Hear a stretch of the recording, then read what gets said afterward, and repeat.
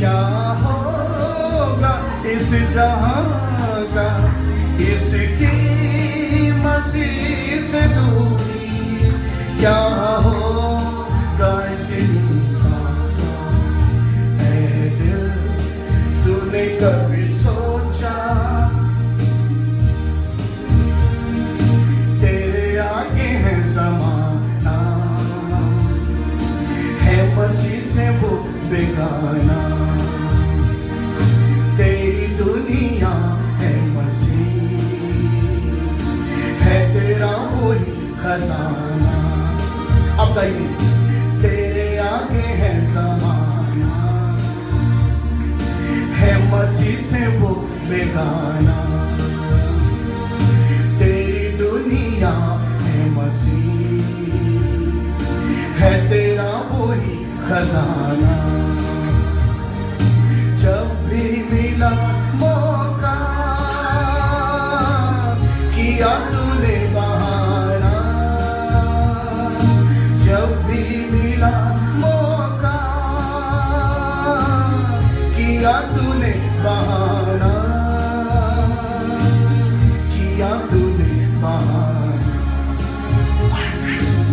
किया तूने बहाना। बेटा है इस जहां को, बेटा है वो खुदा का, जिसकी मसीह से दूरी।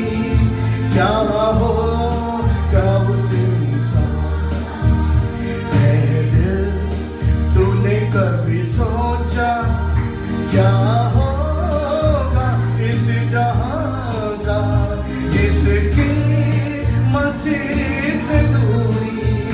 क्या होगा इंसान, ऐ दिल तूने कभी सोचा।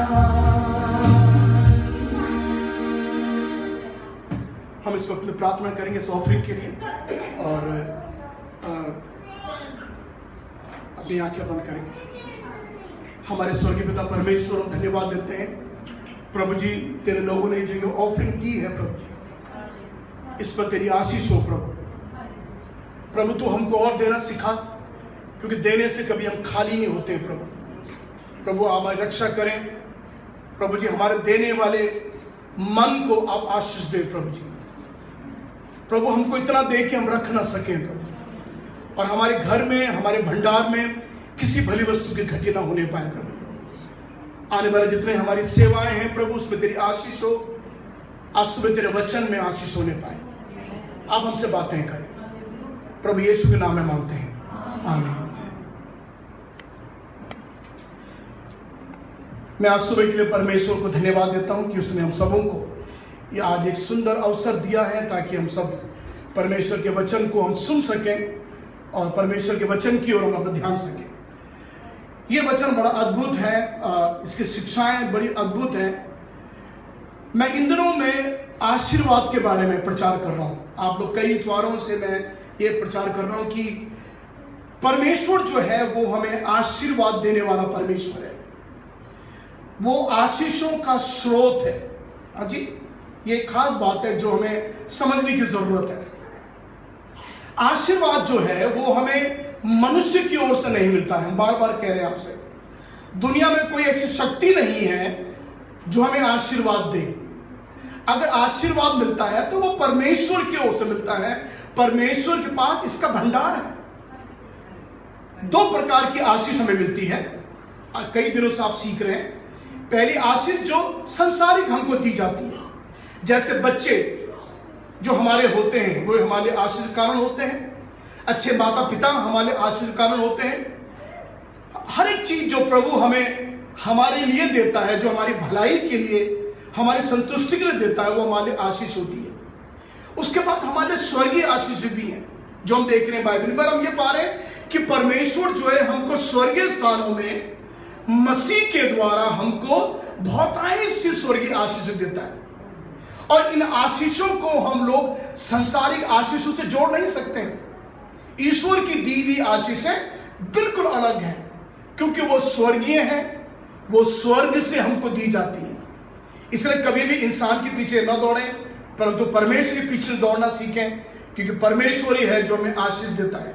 आज एक नए विषय के साथ में आया हूं, वो यह है कि आशीष देना और श्राप देना। आशीष देना और श्राप देना, है ना जी।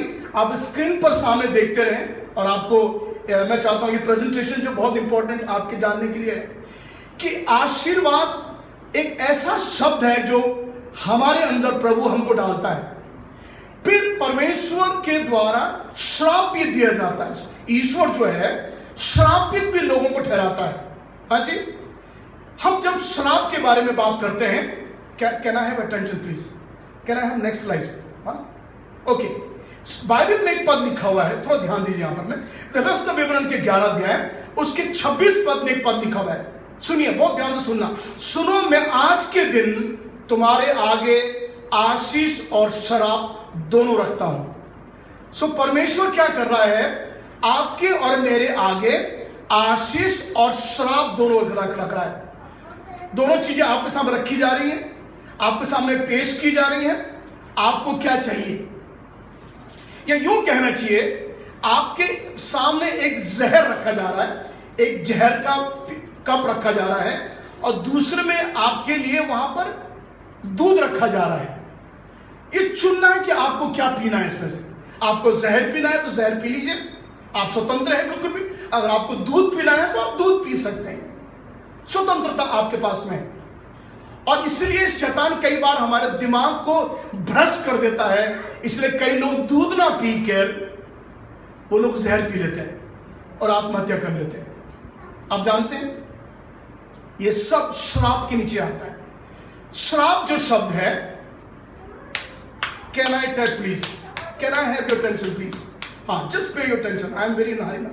पे वन टैप, हाँ इसमें टैप करना पड़ेगा बार बार। ओके, श्राप जो शब्द है, ध्यान दीजिए, हम लोग ऑनलाइन है, प्लीज प्लीज पे अटेंशन। कर्स जो शब्द है, ये श्राप जो शब्द है, ये दुनिया में अब लोग उसको मानते नहीं है।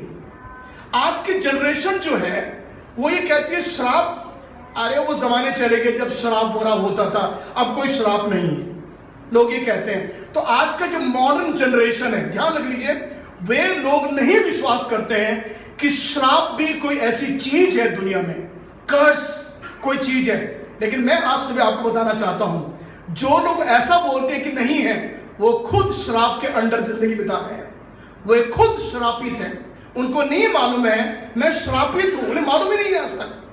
और देखिए आज हम किन लोगों के बारे में बात करने जा रहे हैं। जो श्राप जो मतलब है उसका अर्थ क्या होता है, पढ़िए। श्राप का अर्थ हम देखते हैं। सबसे पहले श्राप का मतलब होता है टू विश इवल, किसी को विश करना इवल के साथ में। अर्थात हिंदी में जब आप उसको बोलेंगे तो बोलेंगे कोसना किसी को।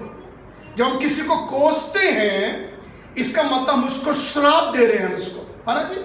तेरे साथ ऐसा हो जाए, तेरा घर ऐसा हो जाए, तेरे साथ में ऐसा हो जाए। जब आप इस तरह के शब्दों को किसी के लिए प्रयोग कर रहे हैं, इसका मतलब आप उसको श्राप दे रहे हैं। और आप कह रहे हैं वो कहां है श्राप इन दोनों में, कोई, अरे आप देते रहे हो श्राप।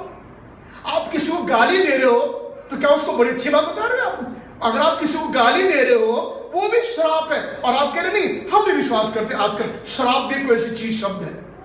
आप नहीं जानते, आप तो खुद श्रापित हो जब आप ऐसा बोल रहे हो। तो ओके, दूसरी मीनिंग क्या है, ए प्रेयर ऑफ इवल। अगर आप रूट मीनिंग जाएंगे, श्राप का मतलब होता है ए प्रेयर ऑफ इवल। इसका मतलब बद्दुआ, है ना जी, बद्दुआ देना किसी को, यह भी श्राप के नीचे आता है ना जी। ये इस बात को आप ध्यान दीजिए कि श्राप जो है वो आज तक मनुष्य के जीवन में कार्य करता है। हम देखने जा रहे हैं आज जो है ना, आज खुद खुश है, आज सुबह है जो है ना, यहां बैठो बिल्कुल। ओके, श्राप जो है, ओके, किसी को कोसना और किसी को बद्दुआ देना। मैं आपसे ये कहना चाहता हूं, कृपया करके किसी को ना करें ऐसा।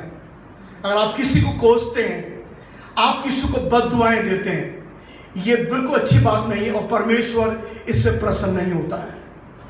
आपको कोई हिम्मत नहीं है, आपका कोई अधिकार नहीं है आप किसी को बद्दुआएं दें या किसी को आप कोसें। किसी को भी ना करें। किसी को कोई आपके लिए बुरा भी कर रहा है तभी भी मत कोसिए किसी को, क्योंकि हम आगे कुछ अच्छी बात देखने जा रहे हैं। ओके जी, हम आगे बढ़ रहे हैं। इसके बाद में कौन श्रापित है, अब देखिए बाइबल में एक लिस्ट है, करीब 7-8 लोग हैं जो श्रापित हैं। और आपको ताज्जुब होगा सुनकर किस प्रकार के लोग श्रापित होते हैं। नंबर वन टाइप करेंगे, लिखा हुआ है, परंतु यदि हम या स्वर्ग से कोई दूत भी उस सुसमाचार को छोड़ जो हमने तुमको सुनाया था कोई और सुसमाचार सुनाता है तो वो श्रापित है। समझ गए आप? बाइबल में लिखा हुआ है जो सुसमाचार हमने आपको सुनाया है, जो प्रभु का वचन हमने आपको दिया है, यदि कोई इसके अलावा कुछ और देता है, आपको झूठी बातें आपको सिखाता है, इसके विरोध में आपको सिखाता है, तो सिखाने वाला श्रापित हो।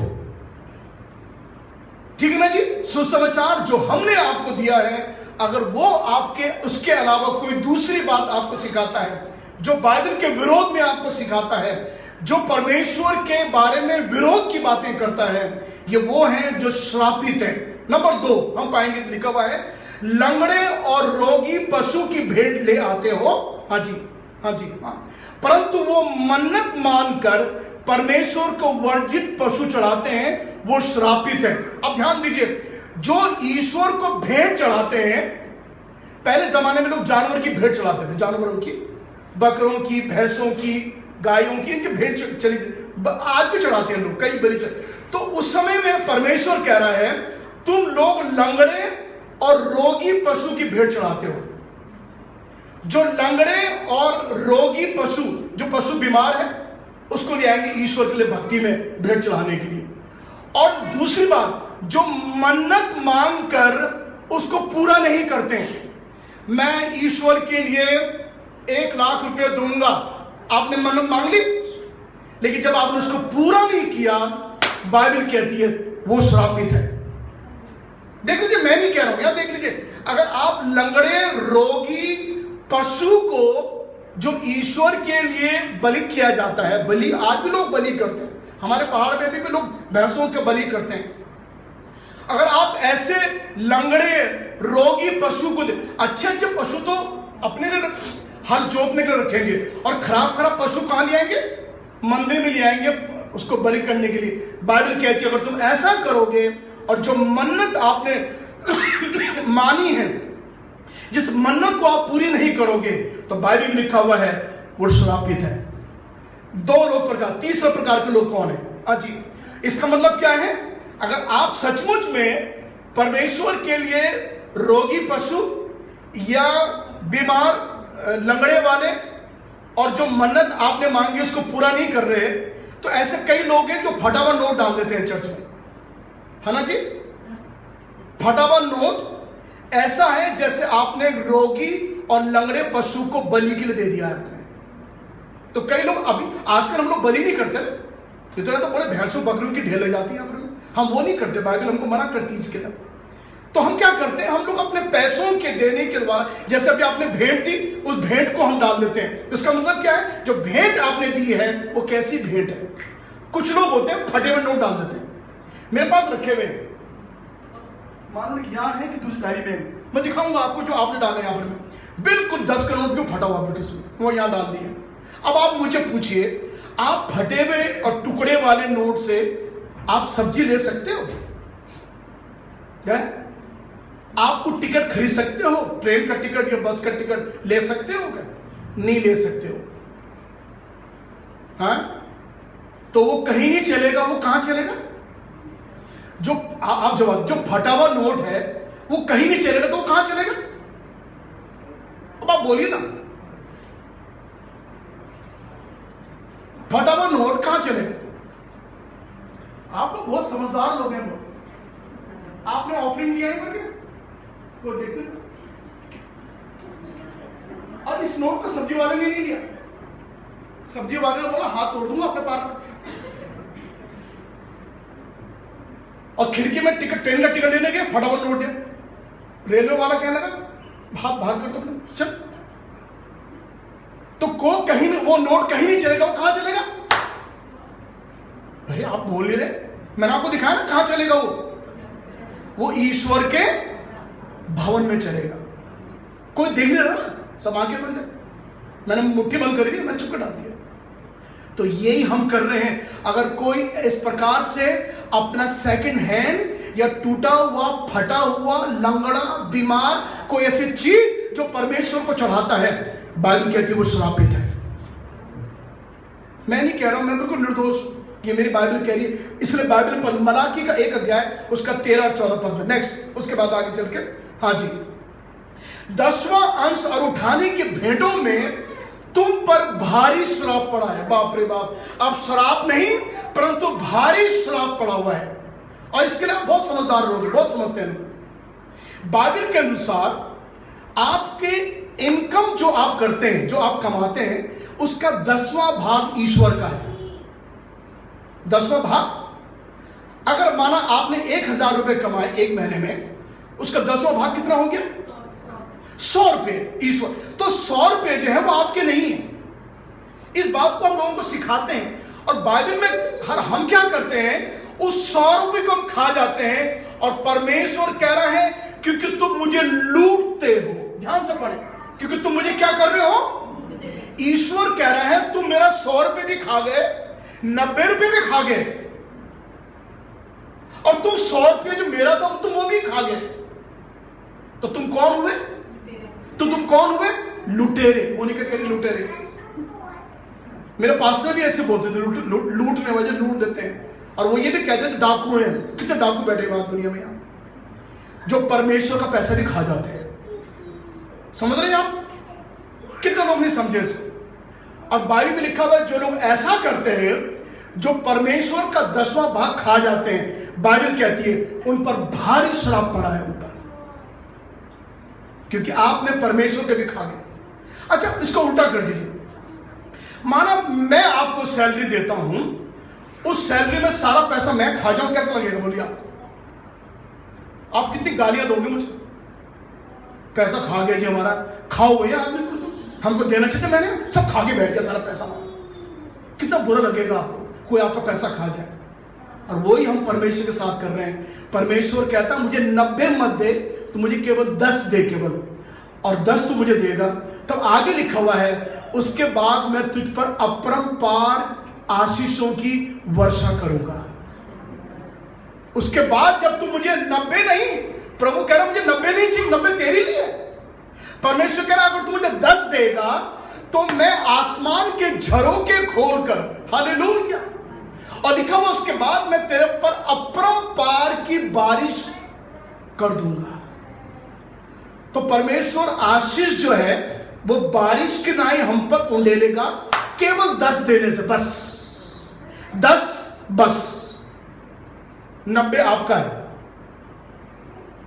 और इसीलिए मैं बताऊं आपको, आज मैं एक बड़ी भेद की बात आपको बोल रही। इसलिए ईसाई समुदाय में, क्रिश्चियन कम्युनिटी में, इसलिए कई ईसाई लोग गरीब हैं। आप मुझे मत बताइए, मैं बहुत स्टडी करता हूं, बहुत आंकड़े मेरे पास में, मैं सारे आंकड़े निकाल के, अभी फ्राइडे में जो लोग बैठे हुए थे उनको मालूम है हम क्या प्रचार कर रहे थे। तो अगर आप मुझसे आंकड़ों के बारे में बात करेंगे तो मैं नंबर 1 हूं आंकड़े में। मैं बहुत स्टडी करता हूं उसकी। ईसाई समुदाय कई जगह में बहुत गरीब है। जो सुन रहे हैं वो बाद में सुन लीजिए, कोई मैं बात छिपा नहीं रहा हूं आपसे। क्यों? क्योंकि जो परमेश्वर का उनको देना था उन्होंने नहीं दिया, इसलिए वो लुटेरे कह रहा है। ये मैं नहीं कह रहा, बाइबल कहती है वो मुझे लूटते हैं। परमेश्वर कह रहा है मुझे लूटते हैं, इसीलिए उन पर भारी श्राप पड़ा है। तो अगर आप कह रहे हैं कि श्राप वर्ड दुनिया में नहीं है, तो आप गलत सोच रहे हैं। देख लीजिए कहां का श्राप है। ओके, नंबर 4 हम आगे पढ़ लेते हैं। लिखा हुआ है श्रापित है वो जो यहोवा का काम आलस से करता है। जो ईश्वर का काम, जो परमेश्वर की सेवा जो है आलस से करता है। मतलब सारे काम तो आप बहुत तेजी के साथ करते हो, सारे काम आप बड़े एनर्जेटिक होते करते हो, लेकिन जब परमेश्वर की सेवा का काम आता है तो कर लेंगे, कोई बात नहीं। वो झाड़ू लगाना था, लगा लेंगे, कोई बात नहीं, अभी तो बहुत टाइम है, क्या होता है। और झाड़ू लगाया तो अपना यूं करके और चले गए। कुर्सी साफ करनी थी, कुर्सी कर लेंगे, मैं थोड़ा सा यूं करा और निकल गया। और अपने घर में यूं कुर्सी रगड़ रगड़ के, अपनी नौकरी में यूं, क्यों? अगर नौकरी भी नहीं करेंगे तो नौकरी वाला वो बॉस निकाल देगा नौकरी से, इसलिए कुर्सी रगड़ रगड़ साफ करेंगे, टेबल की पानी गिलास लाके धर देंगे, सब कुछ कर देंगे उसके। आप देख रहे लेकिन जब परमेश्वर के कार्य की बात आती है, वह आलस आता है। बाइबल कहती है, और जो यहोवा का काम आलस से करता है और वो श्रापित है। आगे एक और भी लिखा हुआ है, हाँ जी, श्रापित है वो पुरुष जो यहोवा, जो मनुष्य पर भरोसा रखता है। ये मैं नहीं कह रहा, कि बाइबल कह रही है, यह की पुस्तक में लिखा हुआ है श्रापित है वो पुरुष या श्रापित है वो स्त्री जो मनुष्य पर अपनी, उर्दू में लिखा हुआ है, जो मनुष्य पर अपनी टेक लगाता है ना, जो मनुष्य पर अपनी टेक लगा के बैठा था। भैया आप ही करोगे, जो करोगे, मेरे बस का तो कुछ भी नहीं है। बाइबल कहती है, अगर आप परमेश्वर से ज्यादा मनुष्य पर अपनी टेक लगाते हो, तो उर्दू में लिखा हुआ वो लानती है। श्रापित है वो पुरुष जो मनुष्य पर भरोसा रखता है, और आगे वो इनकम्प्लीट हो रहा, आगे लिखा हुआ है, परंतु धन्य है वो पुरुष जो परमेश्वर पर भरोसा रखता है। हालेलुया, धन्यवाद हो प्रभु का। हम आगे पढ़ते चले जाते हैं, इस तरह से लिखा हुआ है, और उसका सहारा लेता है। और दूसरा काम क्या होता है, और जिसका मन यहोवा से भटक जाता है। तो 3 प्रकार के लोग श्रापित हैं इस पद में। पहली बात, जो मनुष्य पर भरोसा करते हैं, जो उसका सहारा लेते हैं, और तीसरी बात, जिसका मन परमेश्वर से भटक जाता है। अगर आपका मन परमेश्वर से भटक गया है, तो आप ये मत बोलिए कोई बात नहीं, भटक गया है, कभी कभी भटक जाता है, चलने दो, कोई बात नहीं। पर मैं आपसे ये कह रहा हूं, अगर आप ऐसा बोल रहे हैं कि आपका मन भटक गया है परमेश्वर से, मैं ये कहना चाहता हूं, आप श्रापित हो। क्योंकि आपका मन जो है वो ईश्वर से लगने के बजाय और चीजों की ओर भटक गया, वहां लग गया सारा मन। ये क्या भद्दी बात नहीं है कि आप जो मन ईश्वर की ओर लगाना चाहिए, जो भक्ति में अपने आप को देना चाहिए, वो ना कर कर आप तमाम भिन्न भिन्न चीजों के, संसारिक चीजों पर अपना मन लगा के बैठ गए। आप श्रापित होंगे तो क्या होंगे फिर? बाइबल बड़ी अच्छी तरह समझा रही है हमको, ये कह रही है कि हम किसी पर मन ना लगाएं, हमारा जो मन है वो हमारे परमेश्वर की ओर लगा रहे। देखिए परमेश्वर क्यों नहीं आशीष देगा हमको, यदि हमारा मन सदा परमेश्वर की ओर लगा रहे। हालेलुया ना। हम परमेश्वर के बारे में सोचते रहे, ओ प्रभु तू मेरे लिए क्या है, तूने मेरे लिए क्या किया हुआ है, धन्यवाद हो प्रभु, तेरी आराधना हो प्रभु, तेरी स्तुति हो प्रभु। जब हमारा मन लगा रहेगा तो क्यों नहीं हम आशीष पाएंगे। हाँ जी, आगे हम पढ़ लेते हैं इसके बाद में। और यिर्मयाह के 15 अध्याय के 17 अध्याय के 5 पद में लिखा हुआ है। हाँ जी, और उसके बाद आगे लिखा हुआ है दुष्ट का घर श्रापित होता है। नीचे वचन 3 अध्याय 23 पद में लिखा हुआ है, दुष्ट का घर श्रापित है। कोई भी दुष्टता की आत्मा के साथ अगर जिंदगी बिता रहा है, सुनिए ध्यान से, दुष्टता आप जानते हैं क्या होती है? बहुत बुरी चीज दुष्टता होती है। कई लोगों में होती है, इंसान में तो बहुत ज्यादा होती है। मेरा और मेरा, किसी और का नहीं, अपने ही बस अपने लिए सोचना, बहुत बढ़िया, दूसरा कुछ भी हो जाए। मैं अक्सर एक बात कहता हूं, कई लोग हंस जाते हैं। लोग कहते हैं, अक्सर ही कहते हैं हे ईश्वर, मेरी बेटी का विवाह हो रहा है, बारिश मत करना, बिल्कुल बारिश मत। अगर बारिश होगी तो मेरी बेटी का विवाह में खनन पैदा होगा, आप ऐसा मत करना, लेकिन उसके बाद आप खूब बारिश कर लेना। तो कितने स्वार्थी प्रेयर है बताइए, कितने स्वार्थ है। मतलब अपनी बेटी की शादी में आप कह रहे हैं प्रभु बारिश मत करना, उसके बाद में दूसरों लोगों की बेटियों की शादी में खूब बारिश हो जाए, उनका तंबू भी गिर जाए, उनका खाने में पानी भर जाए, कोई मतलब नहीं। अच्छी बात है क्या? ये अच्छी प्रार्थना है क्या? ये स्वार्थ की प्रार्थना है। आपको यूं करना चाहिए, प्रभु मेरी बेटी की शादी में बारिश ना हो, और जितनी और बेटियां हैं उनकी शादियों में प्रभु आपकी दया हो, तो परमेश्वर ऐसी प्रार्थना को स्वीकार करेगा। हाँ जी, कई लोगों को यह भी मैंने सुना प्रार्थना करते थे, प्रभु ईश्वर, उसने मेरे पड़ोसी ने मुझे इतना बुरा बोला, उसकी टांग तोड़ देना, तो बस तू वो जाएगा जब मोटरसाइकिल, तो प्रभु ऐसी टक्कर मारना, उसकी टांग तोड़ देना प्रभु। कई लोग ऐसी तो प्रार्थनाएं करते हैं। तो आप क्या कर रहे हैं? आप श्राप बोल रहे हैं अपने मुंह से, कोसना, क्योंकि कोसना भी श्रापित है, होना हो। तो आप तो दुष्ट के घर में कभी भी आशीर्वाद नहीं होगा। और लिखा हुआ इस पद में, नीति वचन के 2:33 पद में, दुष्ट का, अगर आप कोई पढ़े तो बड़ा अच्छा लगेगा, कोई 3:23 उसका कोई नीति वचन आप सुनिए, देखिए कितना अच्छा लगेगा आपको सुनकर, बहुत मजा आएगा आप सुनकर। आपको नीति वचन 3 अध्याय 23 पद, जल्दी से। हाँ तब तू अपने मार्ग पर निडर चलेगा। हाँ जी, 3:23 नित्य वचन 3:23 यही है। दुष्ट के घर पे श्राप और लिखा हुआ है, और धर्मी के घर में आशीर्वाद होता है। 33 पर 3:33 दुष्ट के घर पर यहोवा का श्राप लिखा हुआ है। दुष्ट के घर में परमेश्वर यहोवा का श्राप और धर्मियों के वास स्थान पर उसकी आशीष होती है। उसकी क्या होती है? सब बोलेंगे, एक बार फिर बोलेंगे। हाँ जी, हाँ चलो मोनिका धीरे धीरे पढ़ो।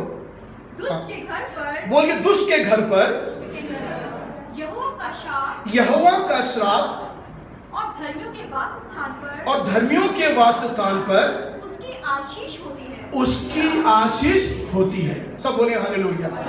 आप देख रहे, मैं कुछ छुपा नहीं रहा हूं, ये बाइबल, पवित्र बाइबल कहती है, और वो ये कह रही है कि दुष्ट के घर में श्राप होता है।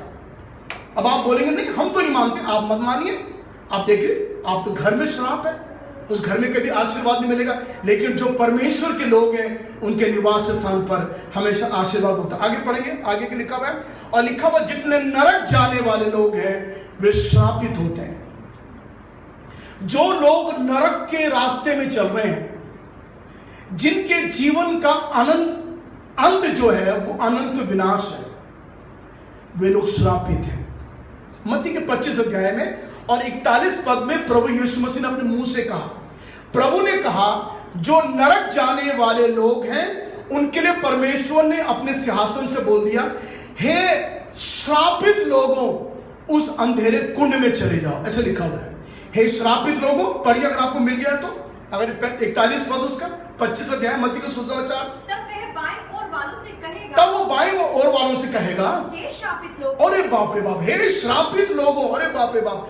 बाइबल कहती है हे श्रापित लोगों। ये कौन लोग हैं? हाँ, मेरे सामने से उस अनंत आग में चले जाओ। परमेश्वर कह रहा तुम मेरे सामने से चले जाओ यहां से।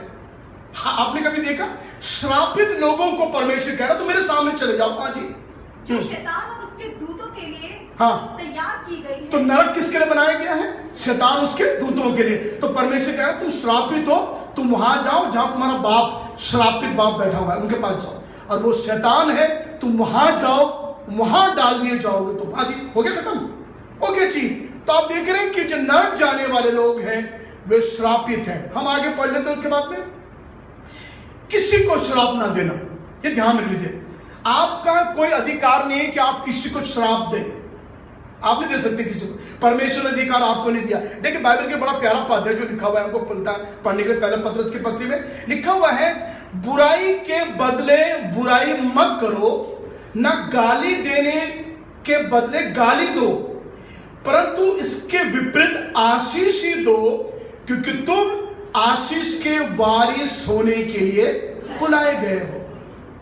तो बाइबल कहती है किसी की बुराई के बदले किसी की बुराई मत करो। देखिए, और आप दुनिया में कहते हैं बुराई के बदले उसके दांत तोड़ के आ जाओ। हाँ, ऐसा बोलते हैं। कोई तो बुरा करा तो चुप बैठ गई, एक थप्पड़ मार के आती है ना, तो क्या मुंह बैठ के ऐसे मुंह उठा के चली आई, बस एक घूसा मारती जोर से। बाइबल कहती है बुराई के बदले किसी की बुराई मत करो, ना गाली देने के बदले किसी को गाली दो, इसके विपरीत तुम लोगों को क्या दो? आशीर्वाद। परमेश्वर ने आपको आशीष के वारिस बनाया। हालेलुया। देखो बाइबल कितनी सुंदर बात कहती है, परमेश्वर ने उसके वारिस होने के लिए, इसका मतलब we inherit the blessings, we inherit the blessing, therefore we are here to bless others. दूसरों को आशीर्वाद देने के लिए परमेश्वर ने हमको वारिस बनाया है। कभी भी किसी को श्राप न दे, कभी किसी बेटी को श्राप न दे, कभी किसी के बच्चे को श्राप न दे, कभी किसी को श्राप दे के अपने आप को श्रापित ना करें, ये खराब बात है। हाँ जी, हम आगे पढ़ लेते हैं। उसके बाद में, वे मुझे कोसते तो हैं परंतु तू आशीष दे। जब लोग हमें कोसते हैं, तेरा ऐसा हो जाए, उसको बोलिए वेरी गुड। कोई आपको बोलता है तेरे घर में ऐसा हो जाए, बहुत अच्छी बात है, परंतु मैं तुझे यीशु के नाम से आशीर्वाद देता हूं। देखिए बाइबल हमें सिखा रही है, जो तुमको कोसे तो तू भी कोस, तू क्या कर उसको? आशीष दे उसको। याद रखिए, कभी किसी को मत करना। आपको कोई अधिकार नहीं है आप किसी को श्राप दें। उसके बाद आगे हम पढ़ेंगे बाइबल में, ये भजन संहिता 109:28 में लिखा हुआ है। उसके बाद आगे चल के पढ़ेंगे। ओके, ये बड़ा अच्छा पद है, तो समझना पड़ेगा। यहां पर लिखा हुआ है, वो श्राप देने में प्रीति रखता है और श्राप उस पर आ पड़ता है। जो लोग श्राप देने को बहुत प्यार करते हैं, मैं तो छोड़ूंगा नहीं उसको, ऐसे गंदी गंदी बात बोल के आऊंगा मुंह पे, कान खराब हो जाएंगे उसे। तो जो श्राप देने में प्रीति रखता है उस पर श्राप पड़ता है। अगर आप दे रहे हैं श्राप तो आप पर खुद श्राप पड़ रहा है। और सुनिए, वो आशीर्वाद देने से प्रसन्न नहीं होता, इसलिए आशीर्वाद उनसे दूर चला जाता है। वो श्राप देने में बड़ा प्रीति रखता है, उसको बड़ा मजा आता है श्राप देने में। और लिखा हुआ है वो आशीर्वाद से प्रसन्न नहीं होता देने से, इसलिए आशीर्वाद भी उससे दूर चला जाता है। आपने कभी इन पदों को देखा बाइबल में? देखिए बाइबल क्या क्या सिखाती है। अगर आप किसी को आशीर्वाद देने से दूर हट रहे हैं, आशीर्वाद आपसे दूर हट जाएगा। क्योंकि हमने पढ़ा, परंतु परमेश्वर ने हमें आशीष का वारिस होने के लिए बुलाया। हाँ जी, हाँ जी, हम आगे पढ़ रहे हैं। उसके बाद में क्या है, जो अपने माता पिता को श्राप दे वो निश्चय मार डाला जाए। पुराने नियम में निर्गमन के 21 अध्याय के 17 में लिखा हुआ है, यदि कोई अपने माँ बाप को श्राप दे, बहुत ध्यान से सुनना, बाइबल माँ बाप को आदर देने के बारे में सिखाती है। तू अपने माता और पिता का क्या कर, और यह बात प्रभु यीशु ने अपने मुंह से भी बोला है। अच्छा, एक बात समझ आती, माता पिता का आदर हम क्यों करें? क्यों बाइबल हमें सिखाती है? क्यों परमेश्वर पुराने नियम नए नियम, पूरी बाइबल में कितने कितने पद हैं?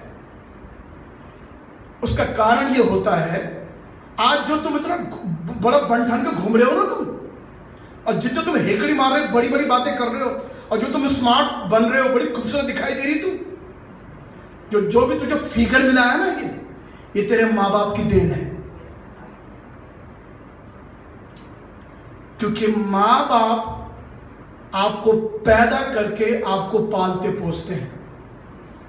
अच्छा, ये जो जॉब है ये दूसरा नहीं करता कोई और।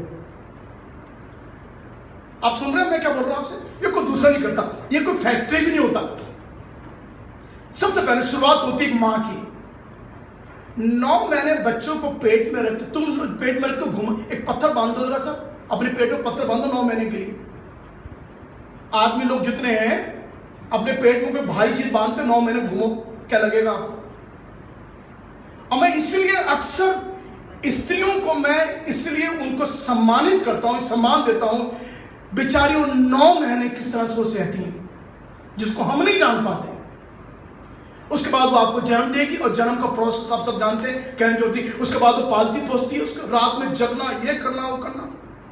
मुझे अपने दोनों बच्चों के बारे में मालूम नहीं है वो कैसे हो, हमने उनको बड़ा किया, हम भूल गए एक्चुअली याददाश्त। लेकिन मेरा जो नाती है उसको हमने, जब वो यहां था, हमने जब उसको उस छोटेपन से उसको पालना सीखा, तो हमने सीखा बच्चे कैसे पाले जाते हैं, तब सीखा। क्योंकि हम तो भूल गए थे हमने दोनों बच्चे कैसे पाले अपने, और बहुत कठिन समय था वो भी। लेकिन अब हमने जब अपने नाती को पालने लगे शुरू में, तो तब हमें लगा कि बच्चे कैसे पाले जाते हैं, कितना कष्ट होता है। उसकी माँ को कितना, उसके पापा को कितना कष्ट, रात में जगना, रोएगा, कुछ करेगा, दूध मांगेगा, ये करेगा, कितना कष्ट होता है। और ये सब चीजें एक बच्चा बड़े होने के बाद भूल जाता है। और जब वो भूल जाता है, आप मालूम है, ध्यान से सुने, जब वो भूल जाता है तो वो श्रापित गिना जाता है। क्यों? क्योंकि उसने अपने माँ बाप का निरादर किया, उसने अपने जन्म को धिक्कारा है उसने। और आप जानते हैं कितने बच्चे हैं जो माँ बाप के मुंह पे कह देते हैं, मालूम क्या कहते हैं? आप सुनना चाहेंगे? एक तरह को बोलते हैं, अगर तुमने हमको पैदा किया तो कौन सा बड़ा काम किया? हाँ, अरे आप में कितनों ने बोला होगा अपने माँ बाप को भी, हाँ जी, हमारी बहन जी सर ला रही, तुमने कौन सा बड़ा काम किया अगर हमको पाल पोस के बड़ा कर दिया तो? और सुनिए, और बात क्या बोलते हैं, और ये भी कह देते हैं, अगर तुमने हमको पैदा किया है तो अपने मतलब के लिए पैदा किया है। और बातें भी है, मैं कहता चला जाऊंगा। बाइबल कहती कभी भी अपने माता पिता को श्राप ना देना। अगर कोई तो श्राप देगा तो पुराने नियम में मूसा की शरीयत में लिखा हुआ मार डाला जाएगा, क्योंकि परमेश्वर माँ बाप की इज्जत करता है। हालेलुया। बच्चे माँ बाप की इज्जत नहीं करते, स्वर्ग का परमेश्वर माँ बाप की इज्जत करता है। हालेलुया। धन्यवाद उस परमेश्वर के लिए जो हमारे माँ बाप की इज्जत करता है। हम बच्चे होके अपने माँ बाप की इज्जत नहीं करते।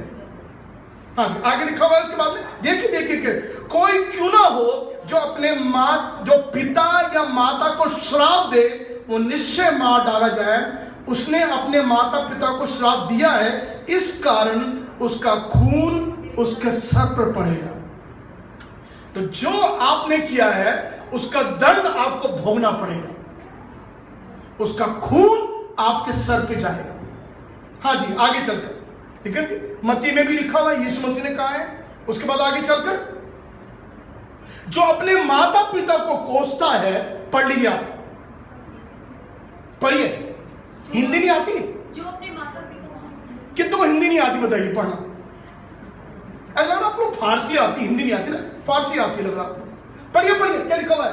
जो अपने माता पिता को कोसता, उसका दिया बुझ जाता और वो अच्छा हो जाता है। क्या उसका दिया बुझ जाता है? कैसी कैसी बातें बाइबल में लिखी हुई, और उसके जीवन में अंधेरा आ जाता है जो अपने माँ बाप को कोसता है। आपको कोई अधिकार नहीं दिया ईश्वर ने। जब परमेश्वर माँ बाप के आदर करना जानता है, तो हम जो पैदा किए हुए बच्चे हैं, हमको कितना अपने माँ बाप का आदर कर। लिखा हुआ जो अपने माता पिता को कोसता है, ए बुढ़िया तू तो बस बुढ़िया रही, कुछ नहीं होगी, अक्ल नहीं रही। ये बेचारी जवान थी, उसने आपको पैदा की अपनी जवानी के समय में, अब बुढ़ापे में ए बुढ़िया, अब बुढ़े का दिमाग खराब हो गया, हमारा बाप तो बस निकल दिमाग से सड़क गया। ऐसी गंदी बातें हम अपने माँ बाप के लिए जो आदर के पात्र है हमारे लिए, उनको हम बोल के फिरते रहते हैं।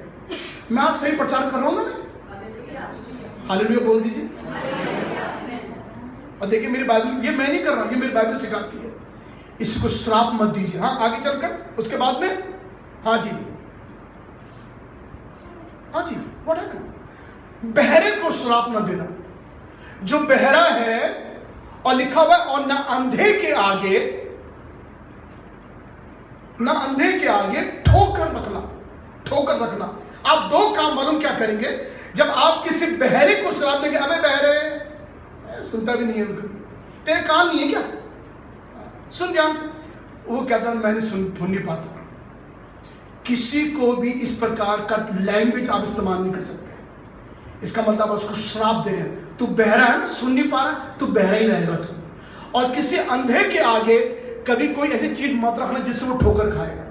और करते हैं कई बार लोग ऐसा, बच्चे लोग करते हैं ऐसा, किसी अंधा जा रहा है उसके आगे पत्थर धर देते हैं ताकि ये गिर जाए। और कुछ लोग ऐसे भी हैं, जब पूछे भाई साहब वहां जाना था, कहाँ है? हाँ वहां जाना है आपको, अच्छा उसके लिए यहाँ से आप दाहिने रोड में पकड़ना, वहां पर एक वो आएगा, उसके बाद आप वहां से लेफ्ट निकल जाना। बेचारा वो गया, घूम, कभी नहीं पहुंचा वहां पर, वो पहुंचा ही नहीं वहां। आप समझ रहे? ये सारी गंदी और भद्दी बातें आप किसी को ठोकर खिलाने का कारण बन रहे हैं। लिखा हुआ है, और आप अच्छी बात सुनिए, लिखा हुआ है, और परमेश्वर को श्राप मत देना। देख लो जी, अब इंसान की फितरत देख रहे हो आप, इंसान को तो छोड़ दो श्राप देना, हम तो परमेश्वर को भी नहीं बख्शते, हम तो ईश्वर को भी नहीं श्राप, उसको भी नहीं छोड़ते। और कई बार कहते हैं हे ईश्वर क्या किया तूने हमारे लिए? कुछ नहीं हुआ, तेरी की नहीं। मनुष्य की बातें सुनो, मनुष्य ईश्वर को भी नहीं छोड़ता। लिखा हुआ है ना अपने लोगों के प्रधान को श्राप देना, जो आपका हेड है, आपके घर में, आपके गांव में, आपके सोसाइटी में। आगे लिखा हुआ राजा को श्राप मत देना। कोई भी चीज, इन लोगों को श्राप देने का अधिकार आपको नहीं है। इनको अगर करेगा, कुछ करेगा, तो वो परमेश्वर अपने आप ही करेगा उनके जीवन में, आपको कोई अधिकार नहीं है। सो परमेश्वर को हम श्राप दे नहीं सकते, और परमेश्वर को श्राप देना पाप नहीं है परंतु महापाप है। आप अपने पैदा करने वाले ईश्वर को श्राप नहीं दे सकते, तो परमेश्वर को श्राप ना देना। और सारे बाइबल के पद में आपको दे रहा हूं ना जी, ये मेरे अपने पद नहीं, आगे चल के लिखा हुआ है। हाँ, जिसके बाद में लिखा हुआ है राजा के मन को भी श्राप ना देना, न धनवान को अपने शयन की कोठरी में श्राप देना। आपको किसी क्षेत्र में भी, किसी डिपार्टमेंट में भी किसी लोगों को श्राप देने का अधिकार नहीं है। हाँ जी, हम आगे पढ़ रहे हैं। हाँ जी, उसके बाद में आगे ओके। अब पीढ़ियों से चलने वाला श्राप, कितने लोग विश्वास करते हैं? मैं आपको पूछना चाहूंगा, जनरेशन कर्स, कितने लोग विश्वास करते हैं कि पीढ़ियों से श्राप चलता है? दादा में था, उसके बाद में दादे के बाद मेरे पिता को आया, पिता के बाद आज हम पर आ गया। कितने विश्वास करते हैं? आप तो हाथ खड़ा करें, लेकिन ज्यादा लोग विश्वास नहीं करते। वो ये कहते हैं कि ऐसा नहीं होता है कि पीढ़ियों को श्राप आए। लेकिन देखिए बाइबल हमें क्या सिखाती है, और ये बिल्कुल हकीकत है अपने आप में, कि जनरेशन कर्स कैरी होता है। और हम लोग एक खास बात को देखकर समाप्त करेंगे। लिखा हुआ है श्राप जो है वो पीढ़ियों से चला आता है। मालूम है आपको? पढ़िए इस पद को, देख लीजिए क्या लिखा हुआ है यहाँ पर। अब ध्यान से पढ़ेंगे। परंतु दोषी को वह किसी प्रकार निर्दोष ना ठहराएगा, वो पितरों के अधर्म का दंड। हेलो, प्लीज पे थोड़े समय के लिए, फिर हम समाप्त करेंगे। परमेश्वर पितरों के अधर्म का दंड, परमेश्वर पितरों के अधर्म का दंड उनके बेटों, उनके पोतों और उनके परपोतों को देगा। इसका मतलब जो परमेश्वर जो श्राप मिलता है पीढ़ियों को, वो एक पीढ़ी को नहीं मिल रहा, वो 3 पीढ़ियों को मिल रहा है। किस किस को? बेटों को, उसके बच्चों को और उसके भी बच्चों को। तो श्राप हम कैरी करते, हम सोचते नहीं मत I am fine, I am good, I am happy. पर बेटा तुझे मालूम नहीं तो श्राप कैरी कर रहा अपने साथ। जो काम, जो अधर्म तूने किया है, जो पाप तूने किया है जीवन में, उसको क्षमा अभी मिली नहीं है, उसका उद्धार नहीं हुआ है। और जब तक आपका उद्धार नहीं होगा, सुनिए बहुत ध्यान से, जब तक आपका उद्धार नहीं होगा श्राप नहीं मिटेगा। क्योंकि श्राप तब मिटता है जब आपको मोक्ष की प्राप्ति होती है। ओके, सो 3 जनरेशन में ये श्राप जाएगा। आगे क्या लिखा हुआ उसके बाद में? ओके, ध्यान से पढ़िए मेरे साथ में। तू उनको दंडवत ना करना, हाँ। और ना उनकी उपासना करना, क्योंकि मैं तेरा परमेश्वर यहोवा जलन रखने वाला परमेश्वर हूँ। और जो मुझसे बैर रखते हैं उनके बेटों, पोतों और परपोतों को भी पितरों का दंड दिया करता हूँ। पितरों का दंड दिया जाएगा। किनको? फिर जनरेशन, 3 जनरेशन, बेटों को, पोतों को और परपोतों को, है ना जी? क्यों? क्योंकि उन्होंने दंडवत किया है, उन्होंने उपासना करी, ईश्वर को छोड़कर और चीजों की उपासना करी। लिखा हुआ है और उन्होंने मुझसे बैर रखा, लोगों ने परमेश्वर से बैर रखा, और तब परमेश्वर कह रहा है उनके पितरों का दंड मैं उनको दूंगा। तो आप देख रहे हैं यहां पर में एक साधारण सी बात यह है कि हम कर्स को हम लोग कैरी करते हैं, हम लेके चलते हैं कर्स को। हम ठीक है, लेकिन हम लेके चल रहे हैं। एक बात मैं कह रहा हूं, शायद आपको बुरा लगे। आप देख रहे हैं किसी किसी परिवार में क्या होता है, श्राप इतना मजबूत होता है, इतना स्ट्रांग होता है। उनके दादा चले गए, उसके पापा चले गए, उसके बाद में उनके बच्चे, अब आगे वो एक लड़का रह गया, वो भी ठीक नहीं है। आप देख रहे हैं कहीं आशीष नहीं है।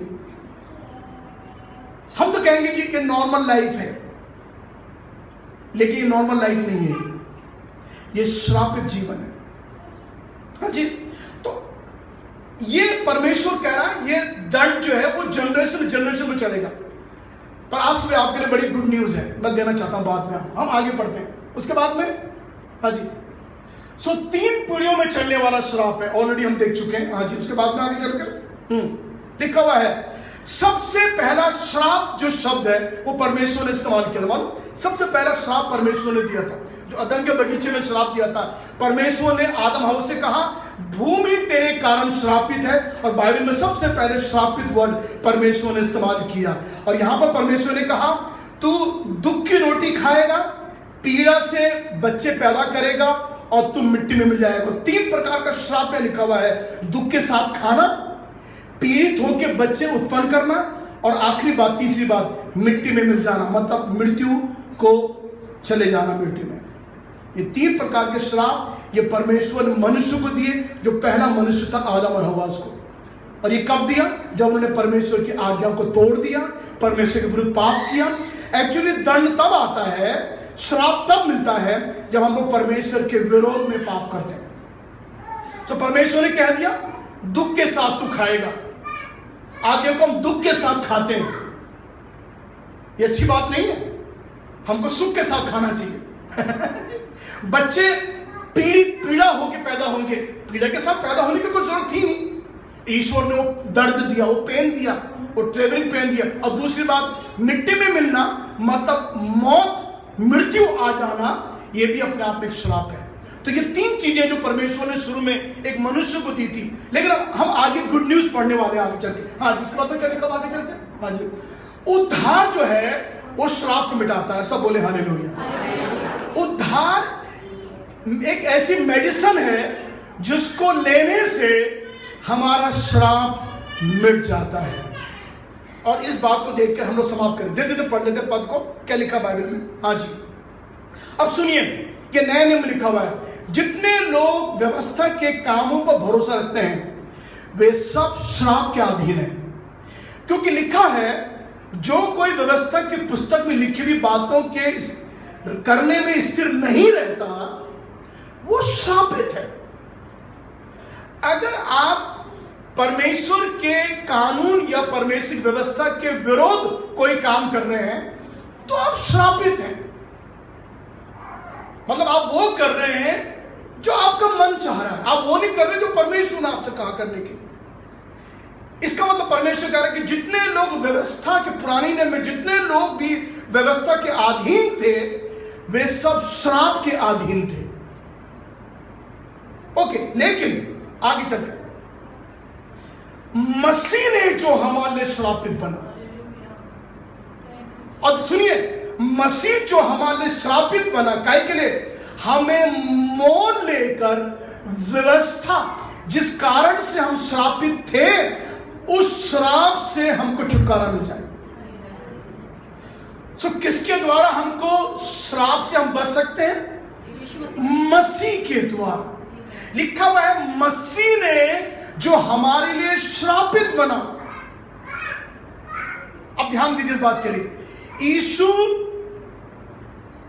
पाप में यीशु का जन्म नहीं हुआ था। यीशु मसीह स्त्री और पुरुष से पैदा नहीं हुआ था, वो पवित्र था। एक कुंवारी जो थी वो पवित्र आत्मा के द्वारा गर्भवती हुई थी, पवित्र आत्मा के प्रभाव से गर्भवती हुई थी, किसी पुरुष के सीड से नहीं हुआ था। अब ध्यान देना इस बात को, ये एक संसारिक बात है। इसलिए यीशु के जीवन में पवित्रता थी, वो जो भी करता वो शुद्ध और पवित्र होता। तो हमारे श्राप के लिए किसी पवित्र की बलि होना जरूरी है, जो निर्दोष हो और पवित्र हो। तो परमेश्वर ने अपने पुत्र प्रभु यीशु को देखा और उसको क्रूस पर मरने के लिए भेज दिया। यीशु के पवित्र और निर्दोष जीवन के कारण ही आज हमारे सारे श्राप मिट जाएंगे जब आप और मैं प्रभु यीशु पर विश्वास करेंगे।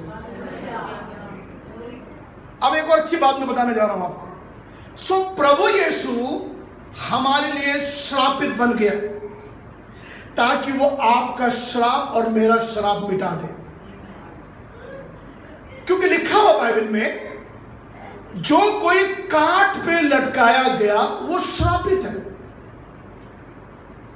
जो कोई, इसका मतलब पुराने नियम में किसी को भी लकड़ी पे टांग दिया जाता था या पेड़ पे टांग दिया जाता था और वो दिन भर ऐसे ऐसे करके मर जाता था, तो शाम के वक्त में वो श्रापित गिना जाता था।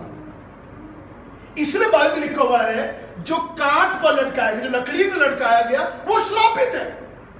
और यीशु मसीह कहां टांगा गया था? कहां पर? बोल दीजिए ना, काय पर? लकड़ी पर, काठ पर, लकड़ी पर यीशु हमारे लिए टांग गया और इसीलिए यीशु मसीह श्रापित गिना गया। श्रापित कौन थे? हम थे। हमने अधर्म किया था। श्राप हम पे लगा हुआ था, हमारे दादाओं का परदादाओं पर श्राप हम कैरी कर रहे थे। अब एक पद में खोलने जा रहा हूं आपके सामने, वो सारा हम लेके चल रहे थे। जब हमने यीशु में विश्वास किया, यीशु ने सारा श्राप हमारे जीवन से दूर कर दिया।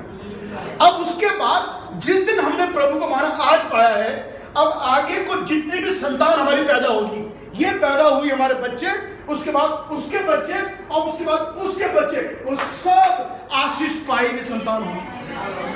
हालेलुया! वो सारी जनरेशन हमारी आशीष पाई हुई होगी। क्यों? क्योंकि हमारा श्राप मिट चुका है। और धन्यवाद हो यीशु मसीह के लिए, धन्यवाद हो उस काट के लिए जिसमें हमारा यीशु मसीह टांग लग गया था। हाँ जी, आगे पढ़ ले इस पद को। हाँ जी, इसीलिए अगर आप ओल्ड डिक्शनरी पढ़ें, मैं बताया मैं बहुत स्टडी करता हूं। ओल्ड डिक्शनरी कहती है, इंग्लिश में जो इंग्लिश समझता समझ आएगी मेहरबानी करके। In old dictionary curse is derived from the word cross. मालूम है आपको? कर्स, श्राप जो शब्द है वो क्रूस से लिया गया है, और ये सच है बिल्कुल। श्राप जो शब्द है, एक और डिक्शनरी बोलती है कि वो क्रूस से लिया गया। So curse word is derived from the word cross, और ये बिल्कुल सच्चाई है। क्यों? क्योंकि बाइबल में लिखा हुआ है जो काट पे लटकाया गया वो श्रापित है। देखो, इसका मतलब किसी क्रिश्चियन ने वो डिक्शनरी लिखी थी। तो क्रूस कुछ और नहीं है। कई लोग क्रूस को बहुत वो मानते हैं, अरे हमारा क्रूस यीशु मसीह लटके हमारे। आप बेटा गलत करो, क्रूस कुछ और नहीं है परंतु एक श्रापित होने की निशानी है। क्योंकि उस पर कुछ अच्छा नहीं होता है, उस पर किसी को मार डाला जाता है ना। फांसी का फंदा अच्छा लगता है आप लोगों को? हमारे भारत सरकार जो फांसी देती है, आपको अच्छा लगता है फंदा वाला? नहीं नहीं, मुझे बहुत अच्छा लगता है। ऐसा बोल देंगे आप उसको देखना पसंद नहीं करोगे उसको। आप बोलेंगे बाप रे बाप, इसमें लोगों को मारते हैं, यहाँ ऐसा मार देते हैं लोगों को। आप बिल्कुल उसको देखना पसंद नहीं करोगे, उसके पास जाना भी नहीं चाहोगे। उसी प्रकार क्रूस वो जगह थी, क्रूसिफिक्शन वो स्थान था जो श्राप के अंदर आता, क्योंकि लोग जो वहां मरते थे, लिखा हुआ इसलिए जो काट पे ठोका गया, जो काट पे टांगा गया, वो श्रापित है। और आखिरी पद हम पढ़ लेते हैं बाइबल में, एक पद को पढ़ लेते हैं। अब पढ़िए मेरे साथ में आखिरी पद। हाँ जी,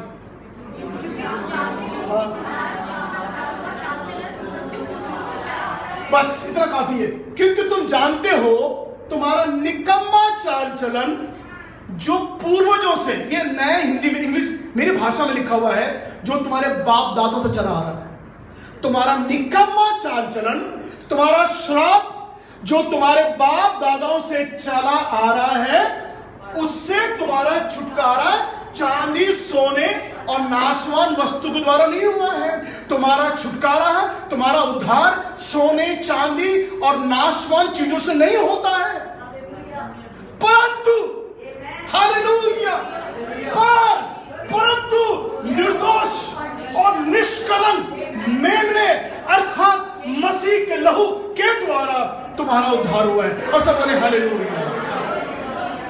तुम्हारा उद्धार सोना चांदी से नहीं हुआ है, हमारा उद्धार यीशु के निर्दोष, निष्कलंक और तीसरी बात बहुमूल्य लहू के द्वारा हुआ है। हालेलुया, धन्यवाद हो। सारा श्राप मिट गया, सब लानतें चली गई। अब आगे से मेरे बच्चे जो होंगे वो सब आशीष पाए हुए बच्चे होंगे। हालेलुया। अगर आप सचमुच में, आप जानते हैं हमारा टॉपिक जो आशीष से कितना दूर जा रहा है, इसलिए मैं यही चाहता हूं श्राप आपका जो डसना है वो हमको नहीं डसेगा, क्योंकि परमेश्वर ने हमें आशीष दे दी है। हालेलुया, हमने उद्धार पा लिया है। बपतिस्मा लेते जैसे पानी से बाहर आते हैं, हालेलुया, स्वर्ग में स्वर्गदूत आनंद मनाते हैं। बाइबल में लिखा हुआ है स्वर्ग में स्वर्गदूत आनंद मनाते हैं। दुनिया में आपकी बीवी साथ खुश नहीं होगी, आपका पति खुश नहीं होगा, आपके बच्चे, आपके मोहल्ले वाले खुश नहीं होंगे, लेकिन स्वर्ग में स्वर्गदूत आनंद मनाएंगे। उद्धार पाना जरूरी है। इसे लोगों से हम कहते हैं उद्धार पाओ। अपना मन परिवर्तन करो, परमेश्वर में विश्वास करो, अपने जीवन को परिवर्तन होने के लिए दे दीजिए, सारा श्राप मिट जाएगा। आपने देखा यहां पर भी क्या है, तो हमारा जो चाल चलन निकम्मा चाल चलन जो हमारे बाप दादाओं से, हमारे पूर्वजों से चला आ रहा है, तुम्हारा छुटकारा उनसे नहीं। अगर आप सोचते हैं कि हमारे बाप दादाओं को, हमारे दादा ने कुछ पुण्य किया होगा, ये सब कुछ नहीं, किसने कोई पुण्य काम नहीं किया। बाइबल में लिखा हुआ है हम सब ने पाप किया है और हम परमेश्वर की महिमा से रहित हैं। कोई भी शुद्ध पवित्र नहीं, हमारे अंदर पाप का स्वभाव है। लेकिन जिस दिन हम यीशु को जान लेते हैं, जिस दिन हम लोग परमेश्वर को जान लेते हैं, हमारा उद्धार हो जाता है और सारा श्राप मिट जाता है। हालेलुया। अपनी आंखें बंद करें, हम लोग प्रार्थना करेंगे सब। हालेलुया। सारा श्राप मिट जाता है मेरे प्रियो। हालेलुया। परमेश्वर का पुत्र प्रभु यीशु मसीह संसार में इसलिए आया ताकि हमारे श्राप को मिटा दे। बाइबल कहती है जो काट पे लटकाया गया वो श्रापित है। यीशु मसीह काट पर लकड़ी के क्रूस पर टांग दिया गया, वो हमारे लिए श्रापित बन गया। हालेलुया। धन्यवाद हो प्रभु यीशु का जो हमारे लिए श्रापित बन गया ताकि हम धन्य बन जाएं, ताकि हम आशीर्वाद बन जाएं। आज सुबह मैं एक प्रश्न आपसे पूछना चाहता हूं। आप चाहते हैं आपका श्राप दूर हो जाए? आप चाहते हैं आपका श्राप जो चला आ रहा है वो मिट जाए? अगर आप चाहते हैं तो आज सुबह ये संभव है। तो आप बोले हे प्रभु मैं आप पर विश्वास करता हूं, मुझे उद्धार दे दीजिए, मेरे पाप को क्षमा कर दीजिए। Thank you Jesus. धन्यवाद। यदि कोई चाहता है कि मेरे लिए प्रार्थना कर दीजिए ताकि